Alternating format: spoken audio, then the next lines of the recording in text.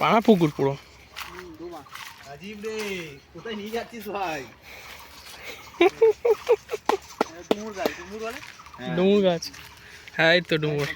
এই ডুমুর খাই তো? হ্যাঁ খাওয়া যায় তো ডুমুর ওয়াও।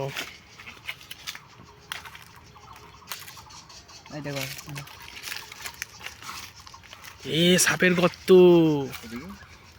হ্যাঁ হ্যাঁ হ্যাঁ ওটাই শিওর, এই গর্তটা সাপেরই গর্ত, ওই গর্তটা, কই কই কই? এই যে গর্ত, ওই কি সাপের গর্ত? হ্যাঁ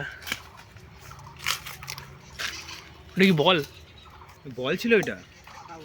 ফাটা বল। ভাই আশেপাশে নেই তো? তাহলে টেনশন করো না, পালিয়ে যাও। হ্যাঁ এখন বেরোবে না? না, ওরা মানুষের আওয়াজ তো বুঝতে পারে। এর অনেক বড় গর্ত, হ্যাঁ হ্যাঁ হ্যাঁ এই মাটির তলায় আছে এরা। গর্তটা দেখ একটু বড়, কেউটে সাপের গর্ত। হ্যাঁ এটা সাইডে সাপেরই গর্ত, তুই দেখলে বুঝতে পারবে। কোনো দরকার নেই ভাই, ভয়ের কি আছে?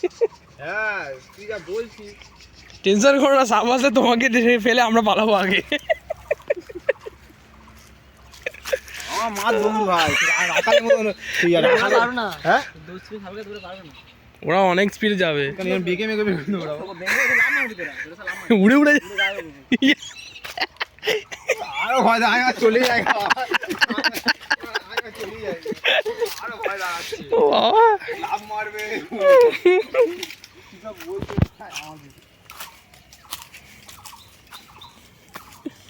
যাই।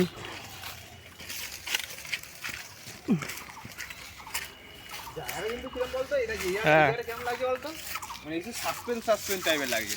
সাসপেন্স। হুম ও নষ্ট হয়ে গেছে। এগুলো লেবু গাছ না এগুলো?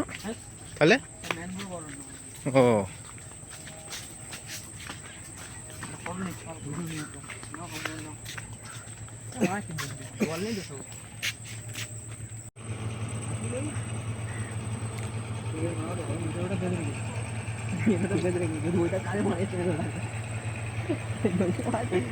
যদি চোখ বেরিয়ে যায় তো ওটা ধরা যায় না। না ওপারে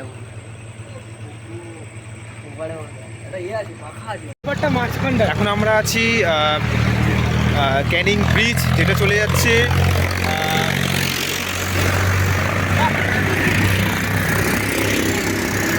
যেটা চলে যাচ্ছে মাতলা নদী কানেক্ট হচ্ছে। আমরা রীতিমতন জায়গাটা কোথায়? মাতলা নদীর দিকে যাচ্ছি। ঠিক আছে, ব্রিজটা ক্রস করছে এই মুহূর্তে। আচ্ছা লেটস গো, চলো চলো।